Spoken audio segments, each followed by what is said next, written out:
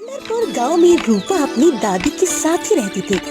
उसके mummy papa जब वो 2 साल की थी तब गांव में भूचाल आया था, उसमें गुजर गए थे। तब से दादी धनीबा ने ही उसे पाल कर बड़ा किया था।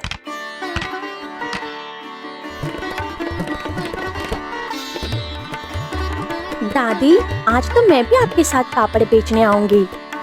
अच्छा मेरी प्यारी बच्ची, पहले ही जो पापड़ सूखे हैं उनको इकट्ठा तो कर ले एक थैले में, फिर दोनों खाना खाकर निकल जाएंगे। जी दादी, अभी करती हूँ। रूपा आंगन में रखे खाट पर सूख रहे पापड़ की ओर जाती है। वो एक एक कर पापड़ देखती है जो सूखे लगते हैं और उन्हें थैली में भर लेती है, लेकिन सोच में पड़ जाती है। बेचारी दादी इतने सालों से लोगों से मांग मांग कर लाए अनाज से पापड़ बनाती है और मेरी पढ़ाई का खर्चा उठा रही है। मुझे दादी के लिए कुछ सोचना पड़ेगा। उसी वक्त दादी खाना खाने बुलाती है। रूपा, ए रूपा, चल जल्दी, रोटी ठंडी हो जाए उससे पहले खाना खा लेते हैं। आई दादी, अभी आई। रूपा पापड़ का थैला एक खाट पर रखती है और कुछ पापड़ ऐसे ही रख देती है क्योंकि वो सूखे नहीं हैं। बचपन से ही दादी ने अकेले ही रूपा को बड़ा किया था, इसीलिए रूपा अपनी दादी की हर बात मानती थी। बेटा, आज तू साथ तो चल रही है, लेकिन तुझे पता है ना पापड़ कितने पैसों में बेचते हैं? नहीं दादी, लेकिन जैसा आप कहेगी मैं करूँगी ना। दादी हंसने लगती है। हम 2 रुपए में एक पापड़ बेचते हैं बेटा। अच्छा ऐसा है, मैंने अभी गिना है 39 पापड़ हुए हैं। तो बताओ कितने रुपए हुए? 78 हुए दादी। वाह मेरी बच्ची, जितनी सुंदर और सुशील है उतनी ही होशियार भी। दादी को अपनी पोती रूपा पर बड़ा नाज था। न काम करने का कोई आलस, पढ़ने लिखने में भी अच्छी, संस्कारों से भरी हुई, बहुत ही सुंदर और सुशील लड़की थी। उसी शाम रूपा और दादी रास्ते से जा रहे थे। पापड़ का थैला रूपा ने उठा रखा था और अपनी दादी का हाथ पकड़े रखा था और दोनों बातें करते करते जा रहे थे। बेटा बताओ, कल से तुम्हारी गर्मियों की छुट्टियां शुरू हो रही है, तो तुम इन दिनों में क्या करना चाहती हो? दादी, मुझे आपके लिए दुख होता है। मैं आपको घर घर काम करके नहीं देख सकती। ऊपर से जो अनाज आपको खाने के लिए मिलता है, उससे बड़ी मेहनत से आप पापड़ बनाकर बेचती हैं।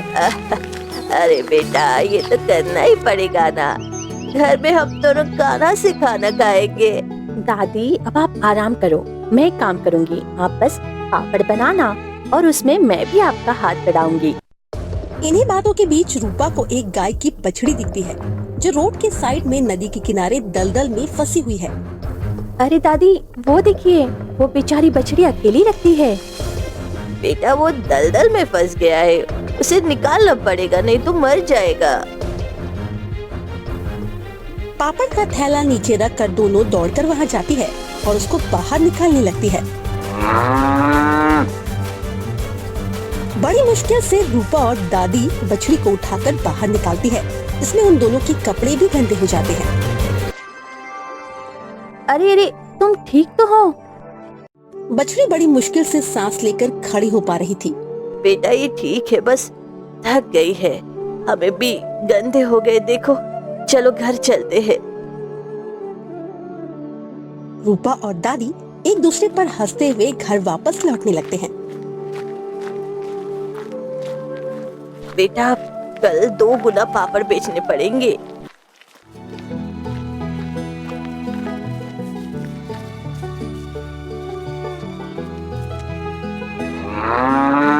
दादी और रूपा देखते हैं बछड़ी उनके पीछे पीछे आ गई है। अरे दादी, ये तो घर तक हमारे पीछे पीछे आ गया। बछड़ी दोनों के सामने देखकर बोलने लगी।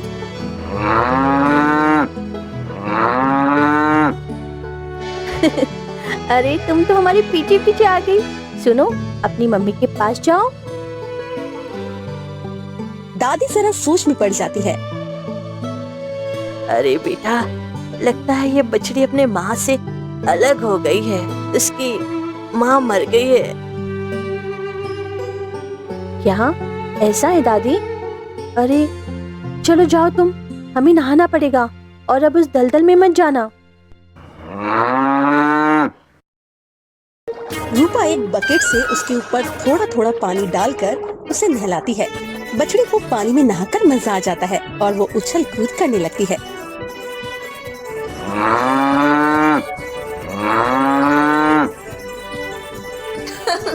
अब तुम जाओ, ठीक है? लेकिन उसकी माँ के बिना वो जिंदा कैसे रहेगी? सुनो, मैं अकेली हूँ। काफी दिनों से अकेली भटक रही थी और उस दलदल में फंस गई। अरे तुम बोल भी सकती हो। रूपा और दादी चौंक जाती है कि गाय की बछड़ी बोल कैसे सकती है। दादी, क्या हम इसे रख सकते हैं? लेकिन सुनो, तुम बोल सकती हो, ये किसी को पता मत चलने देना। रूपा, तू भी किसी को मत बता। हाँ दादी, ठीक है।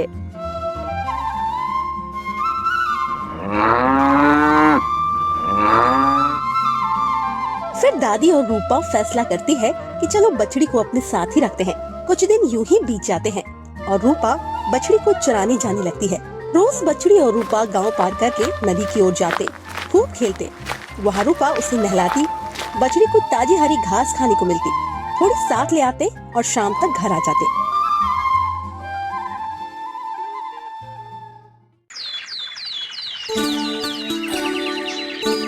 एक दिन की बात है, रूपा और बछड़ी नदी किनारे आए। बछड़ी घास खा रही थी। रूपा उसको सहला रही थी और बछड़ी को मस्ती चढ़ी। वो रूपा को छोटी टक्कर मार देती है। अच्छा, तो अब तुम ताकतवर होती जा रही हो, तो तुम्हें मस्ती सूझ रही है। रूपा अपने दोनों हाथों से उसका माथा पकड़कर जोर लगा रही है। बछड़ी और रूपा मस्ती करते करते नदी में अपनी परछाई देखने लगते हैं। रूपा थोड़ी इमोशनल हो जाती है।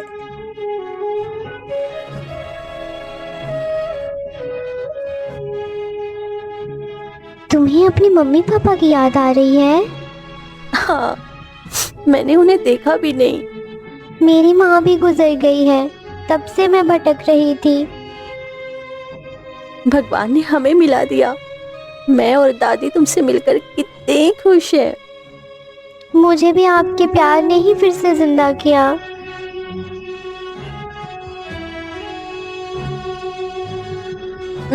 तुम्हारा नाम क्या होना चाहिए? क्या? नहीं नहीं नहीं नहीं, सोचने दो। थोड़ी देर सोचकर रूपा कहती है, लाडो, तुम मेरी लाडो हो। मेरे और दादी के जीवन में खुशी तुम्हारी वजह से आई है, हमारी लाडो। उसी वक्त रूपा की दो सहेलियां सीमा और पूजा दौड़ती हुई वहां आती है।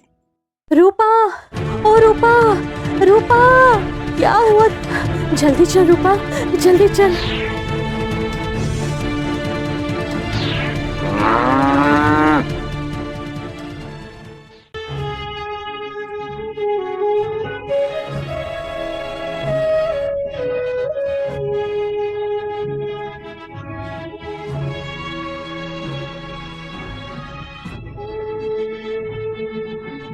दादी, दादी मुझे छोड़ कर गई। रूपा की दादी को हार्ट अटैक आ जाता है और वो गुजर जाती है, जिससे रूपा फूट फूट कर रोने लगती है।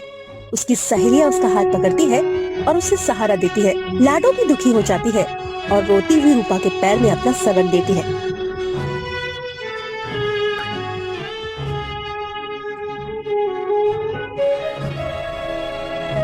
दादी के बिना खाली सुने घर में रूपा और लाडो दोनों एक दूसरे के पास लेटे हुए दादी को मिस करते हैं। दादी, लाडो भी रोई जा रही थी और रूपा के पास चिपक कर बैठ जाती है। लाडो उसको सहलाती है और धीरे धीरे दोनों सो जाते हैं। उन्हें समझ में आ गया था, अब इस दुनिया में वो दोनों ही एक दूसरे के सहारे हैं। रूपा अपनी दादी के गुजरने के बाद बहुत दुखी रहने लगती है। उसकी दादी को गुजरे 5 साल हो जाते हैं। लाडो अब बड़ी सुंदर गाय बन गई थी। पास में बैठी घास खा रही थी। आंगन में खटिया पर पापड़ सूख रहे थे। अपनी दादी की तरह रूपा भी आंगन में पापड़ बेलती और गुजारा करती। रूपा अपनी दादी के जाने के बाद पढ़ाई छोड़ दी थी, क्योंकि अब वो भी अपनी दादी की तरह पापड़ बनाती और बेचती थी।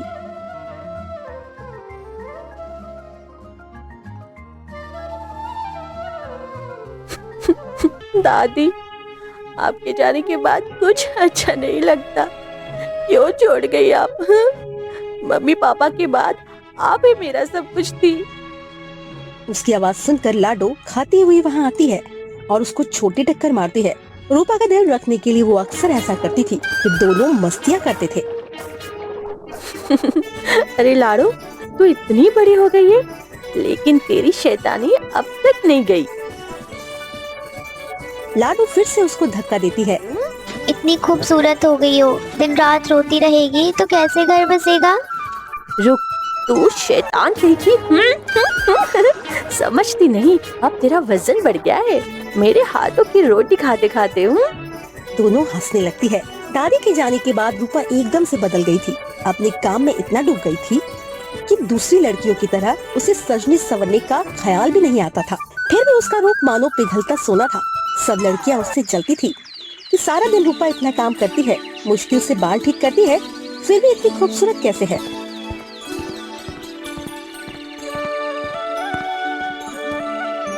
सुन रूपा, कहाँ खोई रहती है? पिछले एक हफ्ते से तू खेलने नहीं आई है। हाँ यार, बहुत दिन हो गए। अब भूल जाओ यार। क्या भूल जाओ यार? दादी के जाने के बाद तो सिर्फ लाडो और तुम दोनों मेरी जिंदगी थे। अब पूजा ने भी छोटी बात पे झगड़ा कर लिया। यार, 2 हफ्तों में मेरी शादी है। मैं चाहती हूँ मेरी दोनों सहेलियां आए। तू तो अभी से मुझसे दूर रहने लगी। ऐसा नहीं है, मैं सोच रही हूँ अपना आंगन साफ करके यहाँ पर कुछ सब्जियां उगा लो। तो बस इसी काम में बिजी थी। अरे लाडो, याद है ना बचपन की बातें?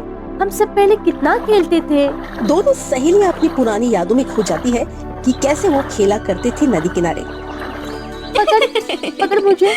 तू पूजा मोटी होते जा रही है। रुक रुक रुक, मैं पकड़ती हूँ। मोटी होगी तू, मुझे तो पकड़ नहीं सकती।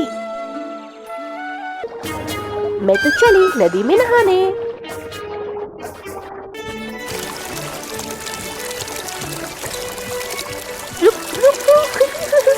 मैं भी आ रही हूँ।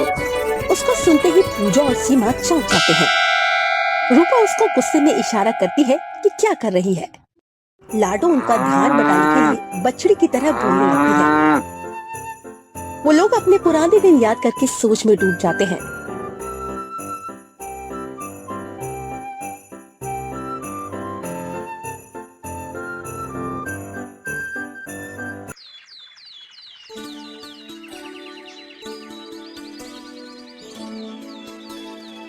रूपा कचरा साफ करके लाडू को थमा देती है। एक बक्से में भरकर लाडू उसे उठाकर एक जगह रख देती है। थोड़ी देर काम करते करते शाम हो जाती है।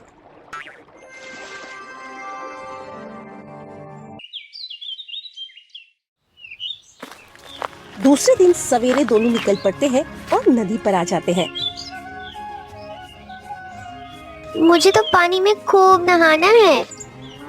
हाँ हाँ, तू नहाया कर, मैं काम ही करती रहूं। तुझे क्या नहाने की जरूरत है? इतनी सोनी तो लग रही है तू। तू अपना मुंह बंद कर, समझी? लाडो हंसते हुए पानी में चली जाती है। अब मैं थोड़ी सब्जियां और दाने जंगल से ले लेती हूँ, फिर खाना यही बना लूंगी। आज बहुत काम है।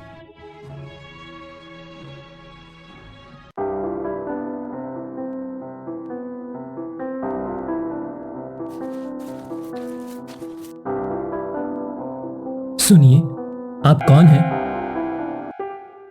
आप कौन है साहब? जी, मैं इस गांव में नया आया हूँ। रूपा उसे भाव दिए बिना काम किए जा रही थी। गांव में किस लिए? मैं इस गांव का पहला वाटर सप्लाई मैनेजर हूँ। मतलब मुझे शहर से यहाँ पानी की लाइन आई है, उसके लिए चेकिंग इंस्पेक्टर के तौर पर रखा गया है। तो चेकिंग कीजिए। क्या इतनी सुंदर और खड़ूस? कुमार मन में सोचने लगता है कैसी अजीब लड़की है। ठीक है, मैं चलता हूँ। जाइए। कुमार तो चला गया और लाडो की नजर पड़ी तो वो पानी से बाहर निकली। रूपा तब तक लकड़ी जलाकर एक पत्थर पर रोटियां बनाने लगी थी। अरे रूपा, कौन थे ये भाई साहब? नए आए हैं गांव में, चेकिंग करेंगे। तेरी। नहा लिया है तो खाना खा ले। मैं तो आज 2 रोटियां खाऊंगी। ठीक है। रोटी बनाकर रूपा उसमें ढेर सारा घी डालकर लाडो को देती है और अपने थैले से अचार निकालकर वो रोटी के साथ खाने लगती है।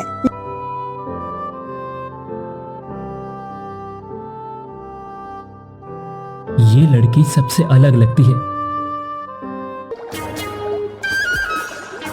देख कि मैंने सब्जियां और उनके बीज जमा किए थे, तुरई, करेली, टमाटर, मिर्ची और भिंडी। अब इनको उगा देती हूँ। मैं करेली और भिंडी नहीं खाने वाली। तेरे नखरे ना बढ़ते जा रहे हैं। तेरे लिए मैं लाई हूँ ये जंगली घास और शकरकंदी के बीज। जंगली घास? तुम्हें मैं जंगली लगती हूँ? लाडो, छोड़ूंगी नहीं तुझे आज तो तू रुक। नहीं पकड़ सकती मुझे तो। तभी वहाँ से कुमार गुजर रहा था। उसे देखकर लाडो घास खाने लगी। कुमार उन्हें देखकर रुक जाता है। आप? अरे तुम तो वही हो ना, कल नदी के पास थी। कुमार घर के अंदर आता है। लाडो और रूपा सोच में पड़ जाते हैं कि ये क्यों आ रहा है। आपको कुछ काम है? अरे नहीं नहीं, माफ करना, मैं जा रहा हूँ। वो चला जाता है। रूपा और लाडो एक दूसरे को देखकर हंसने लगती हैं। अगले दिन सुबह रोज की तरह लाडो नदी में मस्ती कर रही थी और रूपा रोटियां बना रही थी। रूपा ने देखा थोड़ी दूर कुमार जमीन चेक कर रहा है और कुमार वहाँ से रूपा को देखता है। रूपा भी उसे देखती है। ये अक्सर कुछ अजीब है। दोनों की नजरें मिलती है और फिर दोनों अपना अपना काम करने लगते हैं। ये लड़की सच में अजीब है, अपने घर से दूर यहाँ रोटियां बनाने आती है। कुमार वहाँ पर आता है और बोलता है, तुम अकेली रहती हो? रूपा डर जाती है। लाडो भी पानी से बाहर आ जाती है और कुमार की ओर आने लगती है। उसे देखकर कुमार को डर लगने लगता है। अरे अपनी गाय को बोलो ना, मुझे डराए नहीं। हटो। लाडो बेटा, मेहमान है, इन्हें कुछ मत करना। अच्छा बेटा, अब मैं बेटा हो गई।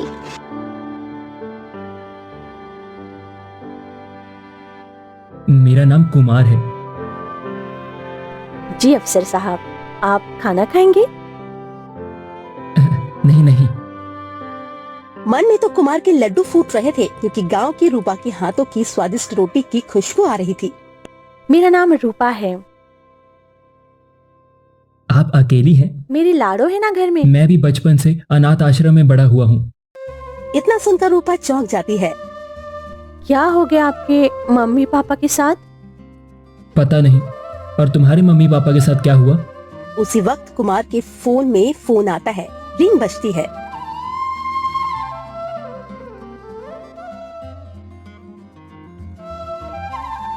अरे नहीं, बड़े अफसर का फोन है, मुझे जाना होगा। जी। कुमार उठकर चला जाता है और लाडो आती है।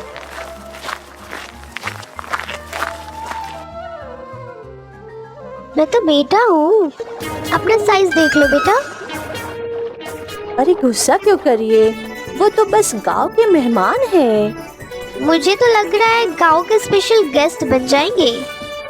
धर तेरी, चुप कर।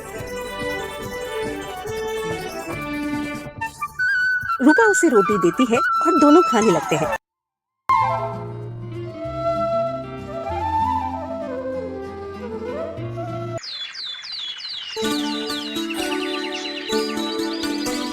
उस बात को काफी दिन बीत गए और रूपा के घर में सब्जियां लग चुकी थी। वो टमाटर और मिर्ची तोड़ रही थी। आज तो मिर्ची और टमाटर वाले पापड़ बनाने वाली हूँ। अच्छा। हाँ, क्योंकि सीमा की शादी में हमारी अच्छी कमाई हो गई थी, पर अब फिर से वही दिन आने वाले हैं। रोज की आमदनी, रोज का खाना। उसी वक्त कुमार वहाँ आता है। सुनिए।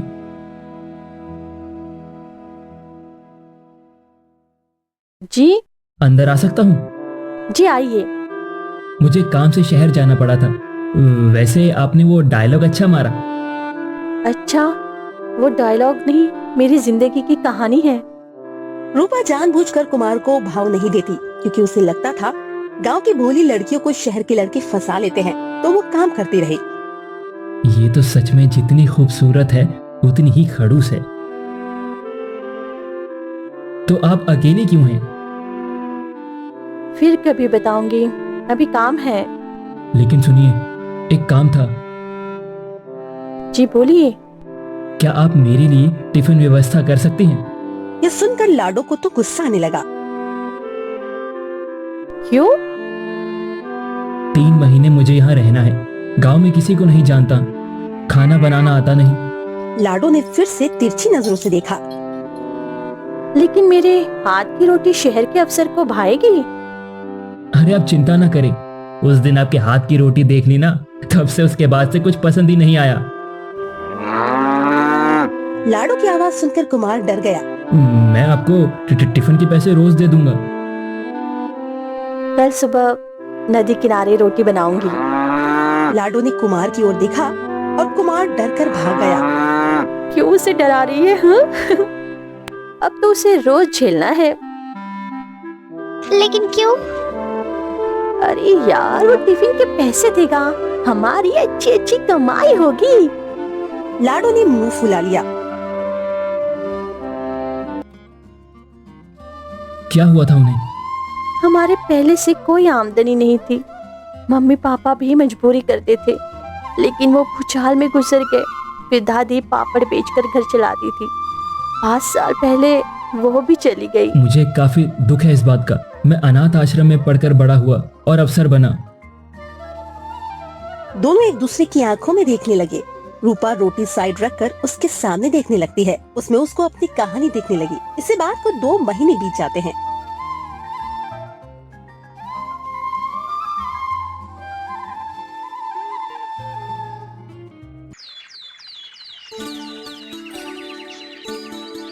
तेरा पेट थोड़ा बढ़ नहीं गया है? घास कुछ ज्यादा ही खाया करती है क्या? नहीं नहीं, ये बात नहीं है। तो आजकल कुमार का विरोध भी नहीं करती। मैं क्यों विरोध करूंगी? तो खुद मौसी बनने वाली है। ये सुनकर रूपा की खुशी का ठिकाना नहीं रहा। क्या करिए सच में? हाँ। रूपा उसको गले लगा लेती है। छुपे रुस्तम, पहले क्यों नहीं बताया? बस देख रही थी कब तो कुमार से फ्री हो तो मैं बात करूं। बस मैं बस टिफिन व्यवस्था करती हूँ। बछड़ी समझा है क्या?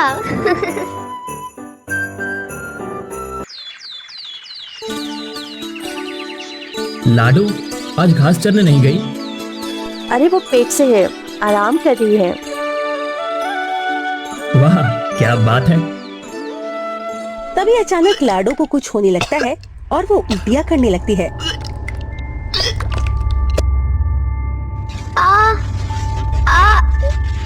रूपा, मुझे कुछ हो रहा है। क्या हो रहा है? कुमार को पता नहीं था कि वो बोल सकती है, तो वो उसे देखकर दंग रह गया। लेकिन लाडो बेहोश होने लगती है। क्या हुआ तुझे? कुछ बोलती क्यों नहीं? लाडो, लाडो, लाडो, लाडो। रूपा उसे जगाने की बहुत कोशिश करती है, लेकिन वो उठ ही नहीं रही थी। कुमार लाडो के गले में हाथ लगाकर देखता है कि लाडो की सांसें बंद गई हो।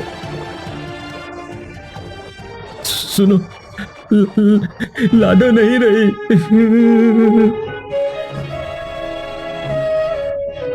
हे भगवान, बेचारी ने तेरा क्या बिगाड़ा था? अपने बच्चे को जन्म देने वाली थी वो। कुमार रूपा को संभालने की कोशिश करता है। कुमार उसका हाथ पकड़कर उसे खड़ा करता है।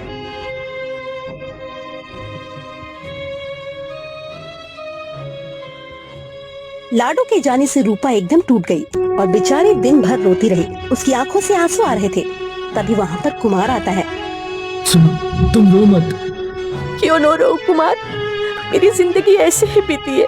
पहले मम्मी पापा के बिना दादी के साथ पली बड़ी, मुश्किल से 2 सहेलियां बनी, उसमें से एक से लड़ाई हो गई, दूसरी ब्याह की चली गई। दादी और मैं अकेले थे।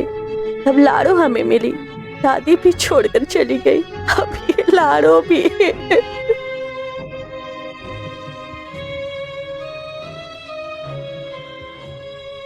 सुनो, मैं बहुत दुखी हूँ। तुम्हारी हालत देखकर मैं समझता हूँ, इसीलिए मैं तुमसे एक बात कहना चाहता हूँ। क्या है? मैं तुमसे प्यार करता हूँ और मैं जानता हूँ कि तुम भी मुझे पसंद करती हो। मुझे तुमसे शादी करनी है। अरे नहीं नहीं, मैं अपनी लाइफ में कभी खुश नहीं हुई, तुम्हें कैसे खुश रखूंगी कुमार? मैं खुश रहने के लिए नहीं, बल्कि तुम्हारे जीवन में तुम्हारा सहारा बनकर तुम्हें खुश रखने के लिए तुम्हें ये बात कह रहा हूँ। लेकिन गांव की अनपढ़ गवार लड़की और ऊपर से गरीब, और तुम अफसर। मुझे ऐसी ही लड़की चाहिए अपने जीवन में, जो अच्छी, संस्कारी, समझदार, घर संभालने वाली, वफादार और गरीब लड़की हो, लेकिन दिल से अमीर हो। अब मना मत करना। रूपा कुमार को गले लगाकर रोने लगती है।